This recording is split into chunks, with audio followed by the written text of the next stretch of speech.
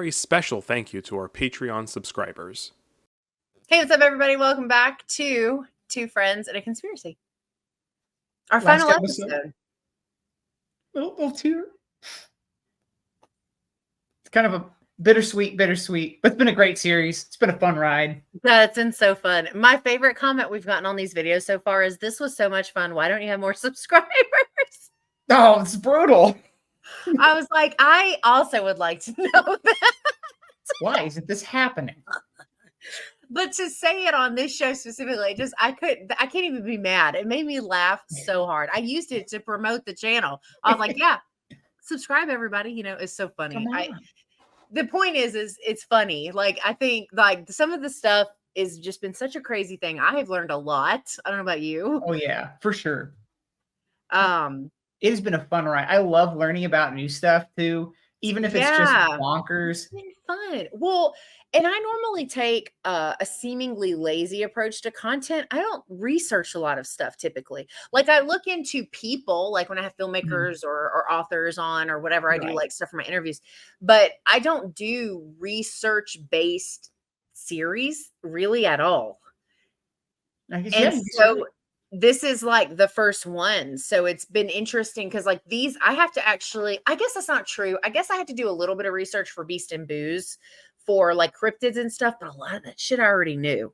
So it wasn't like this where I was like going through, you know what I mean? It's a little bit different, but this is like, it's been interesting preparing for these because it takes more time than just jumping on and talking my 5 favorite werewolf movies or whatever. Like it's different. So, but it's been so fun. And you were the perfect person to do this with. It's because I'm insane. No, your reputation precedes you. I'm glad that when you asked around, like, who is someone that's gonna have the energy to cover conspiracy theories, that they were like, oh yeah, Radar. Tasha said, yep. And then I was probably telling Steve, and Steve was like, oh yeah. Everyone agrees. And since it is our last episode, I did want to give a quick shout out again to Ricky Grimes from Horror Fiend TV for our incredible intro. He nailed it. He did an amazing job. And I'm obsessed with it. And I also just started noticing like 2 episodes ago that woo sound like at the end of it. At the end? I've never noticed it before, but I love the intro so much. So Rick, if you're watching, thank you so much for doing that for us. I love it. It's perfect. It's fantastic. It belongs in best 10 Ricky Grimes moments right there. Best 10. Yes. Best 10 in the top 10. Yeah. So this one's going to be a slightly shorter, more kind of like silly one, I think. Well, I guess it depends on if you believe it or not. But I went through this like conspiracy theory documentary phase of life, and I stumbled upon this I grew up with my parents are like, I have siblings that are in their 50s, so my parents are up there. And so I grew up listening to certain music, and my mom is a massive Beatles fan. So when I saw that there was a documentary about a conspiracy theory about the Beatles, I was like, oh, check and check. So I watched it, and it was like life-changing. I was like, oh, this is real. It was crazy. Like, it really got to me after I watched it. So the last conspiracy theory that we're ending on is that Paul McCartney died in 1966 and was replaced with a lookalike. I love this theory. I haven't. It's fun. I've only heard about it, and it makes me laugh every time. Fun. Yeah. See, that's the thing. I think there's 2 different types of people that get involved in like learning about conspiracy theories. I think it's usually like the one side is the people who are like, this is real life, and they get like, you know, like our pictures, like tinfoil hats, newspapers on their wall, that kind of stuff, right? But then I think there's people like us that just find them interesting or entertaining. Like I think conspiracy theories are one of the most fun things. There are some sad ones, but for the most part, they're just like, what? You know? And so, I mean, basically the short of this is that he died in a car accident, was replaced. It's basically supposedly known that the Beatles were not the other remaining 3 that were alive were not did not approve of the government's decision, supposedly, to put in this lookalike, and therefore put hidden messages in the music to tell the fans and the world what had actually happened. And you might be asking yourself, oh, interesting. does the government care? Because if you live in the States, you have no idea how powerful the Beatles were. Not in the States. Over there, like way like it literally became a culture in itself. Like it was right. Were a very big deal, and their fans were very, very, very committed, to say the least. And so the theory is that the government would involve themselves because of fear of what would happen if the fans had to grieve the loss of one of the Beatles. Oh, interesting. So that's the kind of nuts behind the conspiracy theory. And I mean, the thing is that their fans were very rabid for them because, like, if you look at any of their live performances, and I remember recently watching kind of something on the Beatles where they decided to stop touring in that 66 kind of year around there. And they were like, there was one time because they could never hear themselves because everyone would just scream so loud. And there was one time that they just happened that there was a lull in their playing where people weren't screaming.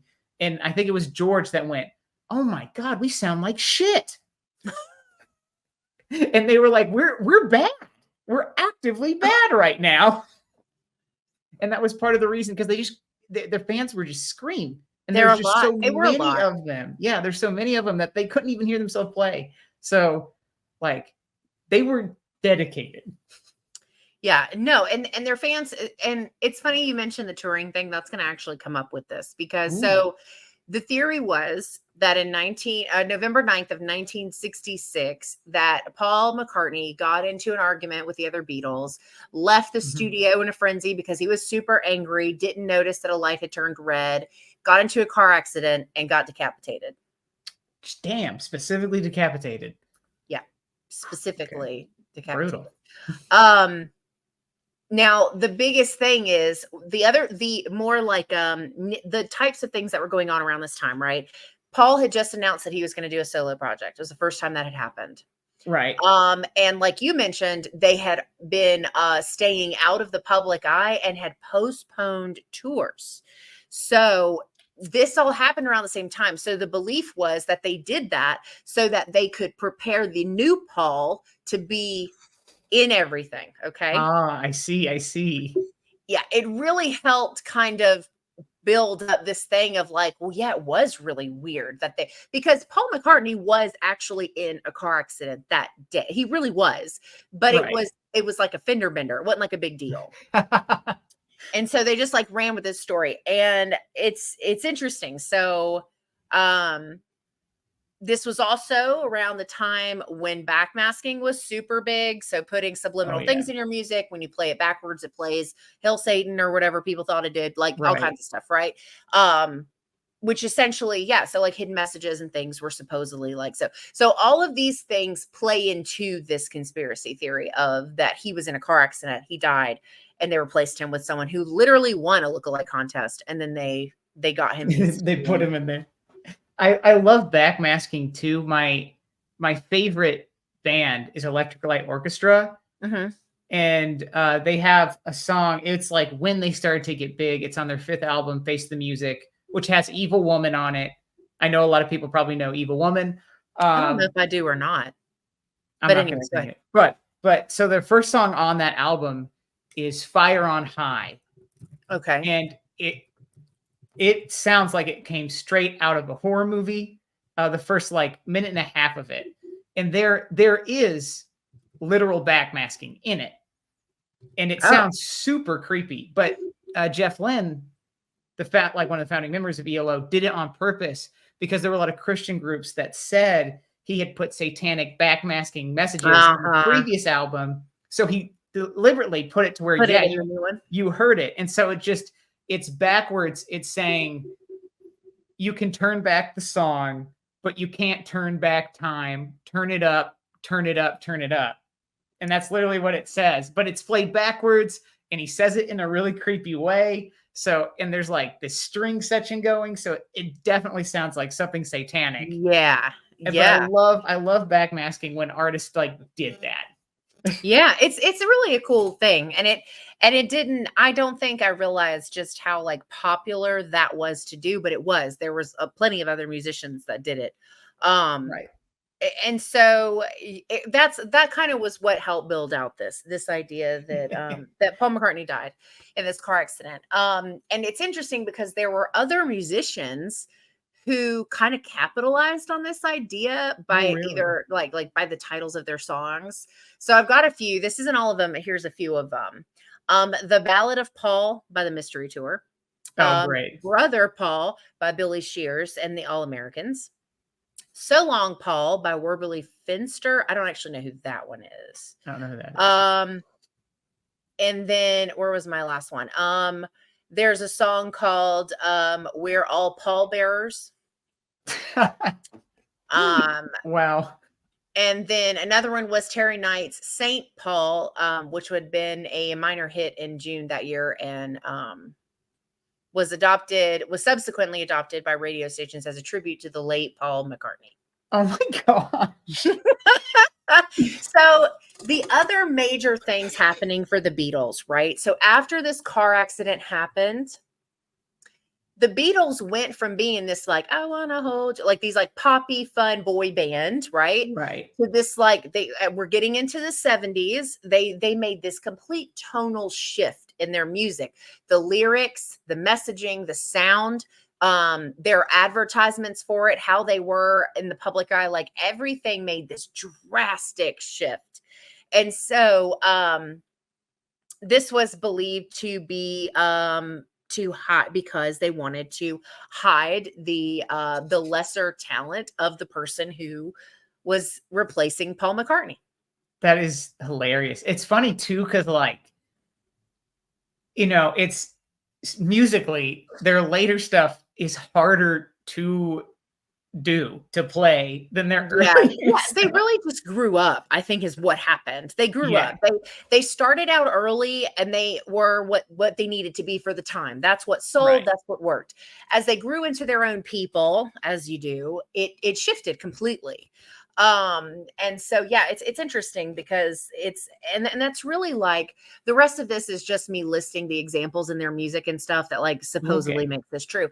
But essentially that's what happened. They thought that there's like, I mean, this was big. Like people still talk about it. It's on a list of like top conspiracy theories ever. Ooh. Like it's because it was big. People really bought into it. And so there was people who were calling into news shows, people who wrote articles, people who talked about it on the radio, like it was real life. And so kind of a big conspiracy theory for that.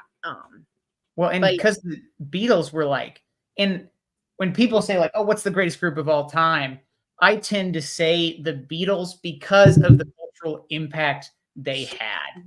You know, they were like, sometimes you can say like, oh yeah, this is like the biggest artist or the biggest group of the year or at this one point in time. But the Beatles were it for like several years, like an era. And so for sure. No, 100%. Yes. It's crazy. I think like, it's big. And then like, so the rest of this, like I said, is just listing stuff. So basically, in the song Glass Onion, Lennon wrote the lyric, "The Walrus was Paul," connecting the song to "I Am the Walrus," which is really lyrically, really to kind of make fun of fans, but that's a conscious fear. But essentially the walrus is the outcast of the song. That's what it's about. It's like there's togetherness and then there's like the separation thing. So that's why that's in there. The song Revolution 9, if you play it backwards, there's a segment that says, "Turn me on, dead man."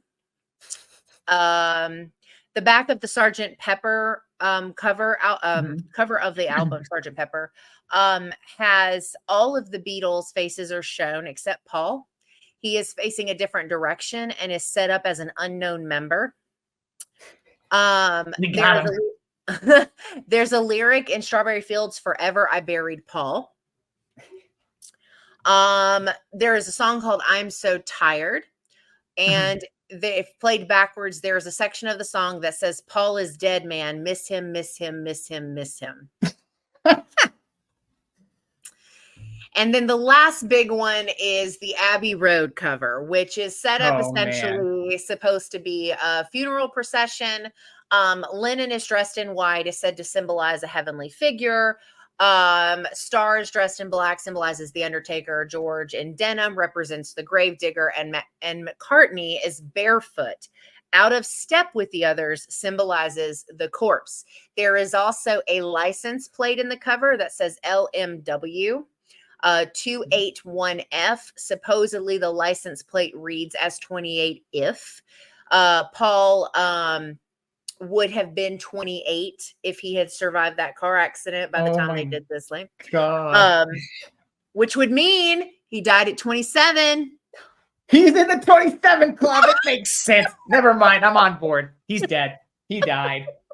Oh my God, so funny. And then the last little thing that I have here is on the Abbey Road cover, Paul is also holding a cigarette in the opposite of his dominant hand, meant to show that it is an imposter. Interesting. I love these conspiracy theories, like specifically this one too, because like these ideas in here and stuff, like where they find the hidden symbolism in these album covers and stuff, is literally what English teachers do all the time with books, where they're like the red curtain symbolizes, you know, the growth and the expansion of the Red Army seizing in on the American way of life. And if you ask the author, he was like, I like the color red in their curtains. You know, it's like there's true. Probably, no, it's true. And that's why I always wondered when I was in, because I was in the IB program when I was in high school. And so we had a very set curriculum around literature. And there was some stuff where I was like, where's your proof of this? You know, where is this? Like I think when you're reading stuff like Faulkner, who's at heart like just the worst, but if you're reading it, there's like, he's definitely talking about Christianity. Like there's some things where it's just like, super obvious, but like some of this stuff I'm like, but there was also pieces of information that stated that they did this on purpose. They put these types of things in their music and stuff because they knew this was like a massive conspiracy theory that people believed in. Well, and Lennon especially was a troller. That's what he did. He was on a whole nother he loved to troll the fans, which is so funny. He did. And that's why he did things like make weird ass lyrics for I Am the Walrus. That song makes no sense. Right. No. And it's not meant to. It's not meant to make sense. But then you've got people who are like, oh no, but if you think about this line, it's like, it doesn't mean anything. Like it really doesn't. There's your point. Right. You know, like I'm sure for the Abbey Road cover, because they were already really honestly broken up by that point. They were already having, they were having big issues. They're like, just fucking go outside and let's snap a photo. Yeah. Let's just be done with this shit. Yeah, no, for sure. For sure. And it's so funny to see that, you know, that years later, people are like, well, this means this and this means that. When in all actuality, it was like 4 people who were like, oh yeah, let's go outside, take a photo. We want to get done with the recording session. You're right. Today. There have been so many arguments, so many disagreements, so many things that were going on.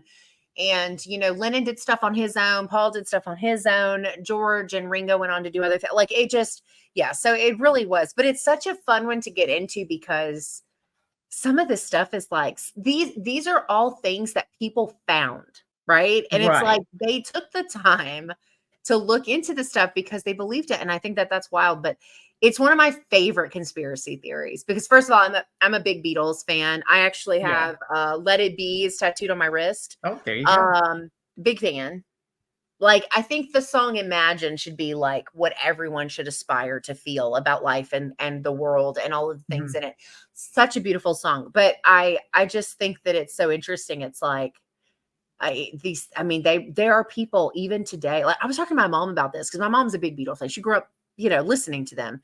Right. And I was like, did you know this was a thing? And she was like, yeah. I was like, did you ever believe it? And she was like, no. Okay.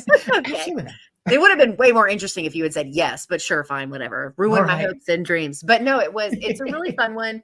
I was kind of struggling when we were going through our list. I was like, which one do I want to do last? Because Right. the moon landing and Roswell are super popular. The Lemmings was sad. Tut was a lot. So I was like, what do I want to do? And I was like, I feel like I have to talk about the Beatles because it's one of my favorites, but it's also kind of a more like lighty hearted kind of fun one. Right. It's a bit of levity to kind of end on, which I think is Yeah, not perfect. so sad or heavy, or it's not even really too weird, honestly. It's pretty it's pretty No. mediocre, or Right. middle ground for that. But Right.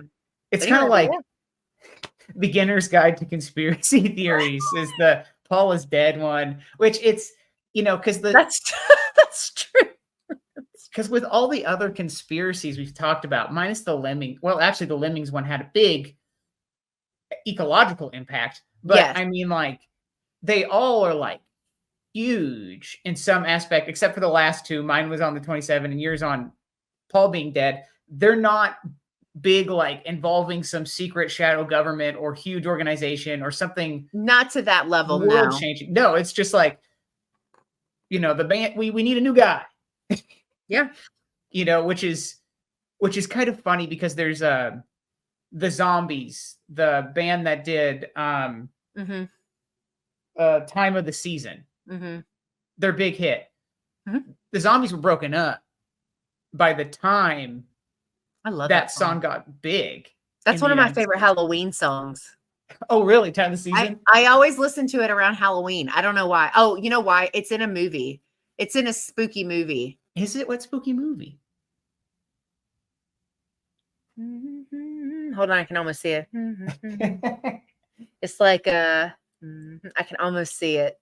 Oh, I can. It's so close. Oh, The Conjuring. Oh, okay. I got you now. But it's like, so the band had broken up. It got big in the US. So like their ex manager was like, I'm going to put together a fake Zombies and have them tour. Oh my God. Are you kidding? I'm not. So there were two different fake Zombies touring at once at different parts of the US. And there was a Texas-based one. They kind of got chased out. Long story short, they got chased out. They went, we're not going to be that anymore. But I like playing with this dude. Let's grab us a drummer and let's form a trio called ZZ Top. Stop it. So, I mean, it's... How do you know all of this shit? How do you know all of this? I've wasted a lot of my youth. But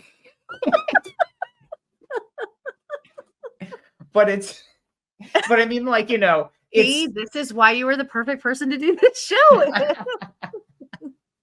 But I mean, it's interesting because like that happened, like and weird stuff like that will happen in the 50s and 60s where they just didn't have the technology, to get caught doing this. So sometimes things like that did happen where they're like, just fucking get a fake band to go perform real fast while this person's doing something. So, I mean, I could understand how potentially something like Paul is Dead would grow in the zeitgeist, Yeah, that's the thing that I think works the best for conspiracy theories is when they're super far-fetched, but they also don't feel like they're actually that far-fetched. You're like, no, I could see that. Like, I don't think that's that strange, Right. So, it's the whole, no, that's stupid. And you start to walk away and go, but is it? Like, hold on, let me think about this for for sure. Wait But I thought this was like a good one to end on. Yeah, this is a good one. But yeah, I think that's gonna be a wrap for Two Friends and a Conspiracy Theory. Rest in peace. We'll leave the design up for merch for a little bit after this episode airs if you want to get it, but after that you won't be able to get it anymore. So don't even ask for it. All right. You ask. Okay. Just kidding. Well, no, we gotta take a hard stance. That's right. But yeah, for everybody that showed up to watch this, thank you so much for hanging out with us. This was a super fun. I had a lot of fun doing this series. So this is fantastic. This was a great time. We learned a lot. Hopefully everyone who tuned in learned a lot as well. And you can hopefully go down like your own rabbit holes and learn about like actual history. Real history, y'all. Yeah. But hopefully there's something informative you took out of it. If not, you got some, like, what, I don't know how long this whole series will be in general, but like 3 or 4 hours of entertainment. That's pretty good. I agree. I think we're very funny. I don't know what anybody else thinks, but I laugh a lot when I'm editing and reposting. You should stamp that on the front of the thumbnails now, is that we are very funny. We are. With You. Believe us. Well, cool. Well, as always, Radar's links where you can find him, his content, and his books will be in the description of this episode, as well as the merch link where you can get this design temporarily, of course. And yeah, that's a wrap for Two Friends and a Conspiracy. Thank you so much for hanging out with us on our series finale. We hope you have a good rest of your week. Enjoy your weekend, and we'll see you next time. You're not going to do your... It's the last episode, Radar. Was I supposed to do that? All right, well, that's it. That's the outro. He's so sad about the ending. He just forgot. I'm crying here on the inside. All right. Well, y'all have a good rest of your week. Enjoy your weekend, and we will see you in the next one. There we go. You happy? You happy? So happy.